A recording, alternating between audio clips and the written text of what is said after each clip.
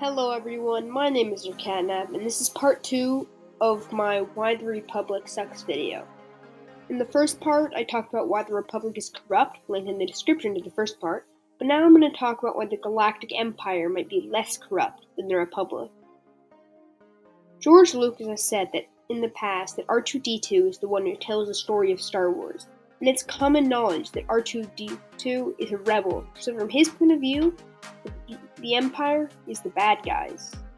So he would tell the story as if the rebels were the good guys, and he might over-exaggerate the bad parts of the Empire. Now, maybe that's too little for you, but I have more. Star Wars media seems to suggest that everyone hates the Empire, but people still join the Empire, and even after the Empire fell, many stayed in it. Some people use the excuse that people only enlist to get away from whatever backwater world they came from. That would also mean that they would rather be with the Empire than live where they're from. Another reason civilians like the Empire is because it provided safety from pirates and crime families, as well as provided opportunities for employment and technological improvement.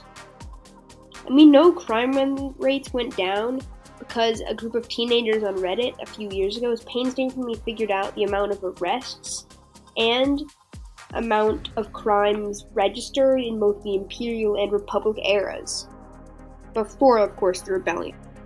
And then even film theory ended up checking out the theory.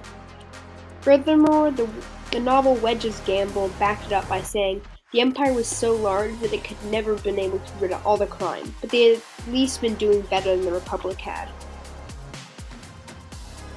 One of the biggest things the rebels said was bad about the Empire was that they were ruling by fear and trying to control everyone. But many of the things they did, the US did at some point. For example, the chain codes in Bad Batch Season 1 are said to be bad, but that's basically the same thing as everyone getting a passport in the US.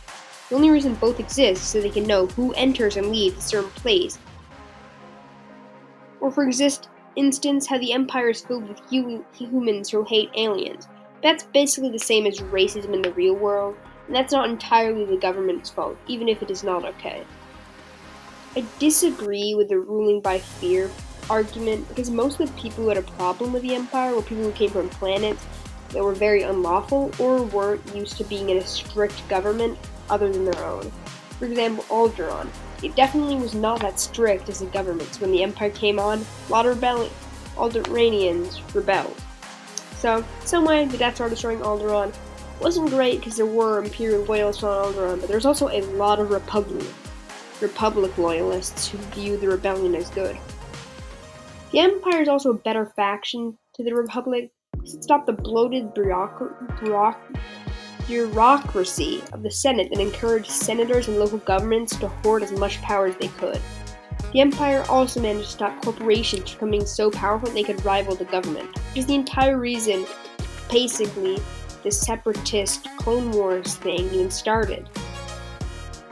And if the Empire did rule with fear, they still left places like Bespin and other planets and sectors to be able to rule themselves as long as they remained peaceful and loyal. For example, the planet in Andor. Can't remember the name, but yeah. The only reason that changed was when the rebellion started and the Empire had to clamp down on worlds in an attempt to quell uprising. They may not have handled it in a great way, but before they had to handle it, they were doing fine. But really, all of the injustices of the Empire are partially in the fault of the rebels. And, in fact, almost any bad thing the Empire did, it only happened after the rebels started, and everything bad they did was to the rebels.